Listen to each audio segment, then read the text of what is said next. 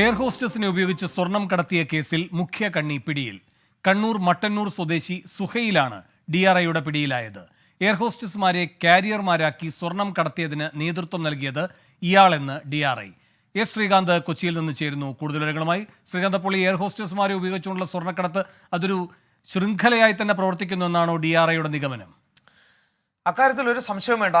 ഇവർക്ക് കിട്ടിയ രഹസ്യ വിവരത്തിന്റെ അടിസ്ഥാനത്തിലാണ് DRI ഈ എയർ ഹോസ്റ്റസിനെ ആദ്യം പിടികൂടുന്നത്.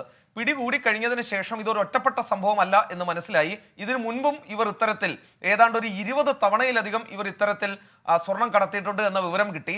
അവരെ ചോദ്യം ചെയ്തപ്പോഴാണ് ഈ കണ്ണൂർ മട്ടന്നൂർ സ്വദേശി സുഹൈലിന്റെ പേര് പറയുന്നത്. തുടർന്ന് ഇയാളെ അറസ്റ്റ് ചെയ്തു. കേരളത്തിൽ ഇവരെ ഏകോപിപ്പിച്ചിരുന്നത്, ഈ സാധനം കൈപ്പറ്റിയിരുന്നതും ഏകോപിപ്പിച്ചിരുന്നതും സുഹൈലാണ് എന്നുള്ള കാര്യമാണ് ഇവർ പറഞ്ഞത്. അതിന്റെ അടിസ്ഥാനത്തിലാണ് സുഹൈലിനെ ഇപ്പോൾ അറസ്റ്റ് ചെയ്തത്. വൈകാതെ കണ്ണൂർ മജിസ്ട്രേറ്റ് കോടതിയിൽ ഈ സുഹൈലിനെ ഹാജരാക്കും എന്ന വിവരം DRI ഇപ്പോൾ പങ്കുവെക്കുന്നുണ്ട്.